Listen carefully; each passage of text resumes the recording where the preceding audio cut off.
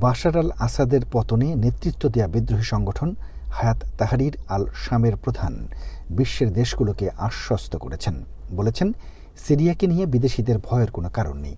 Sky নিউজকে দেয়া এক সাক্ষাৎকারে তিনি এ কথা বলেন।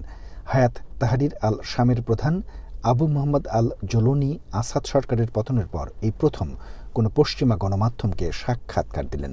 আল জোলনি আগে ইসলামিক স্টেট অব ইরাকের সদস্য ছিলেন এবং পরে সিরিয়ায় আল কায়েদার সহযোগী গোষ্ঠী আল নুসরা ফ্রন্টের নেতৃত্ব দেন। তবে 2016 সালে আল কায়েদার সঙ্গে সম্পর্ক ছিন্ন করেন। এখন তিনি নিজেকে আরও উদারপন্থী নেতা হিসেবে উপস্থাপন করার চেষ্টা করছেন। তবে হায়াত তাহরির আল শাম এখনও জাতিসংঘ, যুক্তরাষ্ট্র, যুক্তরাজ্য সহ অন্যান্য দেশে সন্ত্রাসী সংগঠন হিসেবে চিহ্নিত। আল জুলুনি আরও বলেন, ভয়টা মূলত ছিল সরকারের উপস্থিতির কারণে। এখন সিরিয়া উন্নয়ন, পুনর্গঠন ও স্থিতিশীলতার পথে এগোচ্ছে।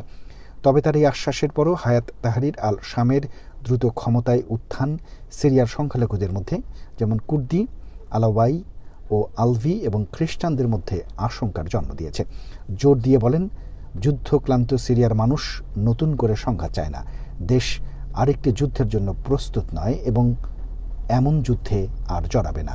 ইরানি মিলিশিয়া, হিজবুল্লাহ এবং আসাদ সরকারের অপসারণ সিরিয়ার পুনরুদ্ধারের ক্ষেত্রে অত্যন্ত গুরুত্বপূর্ণ।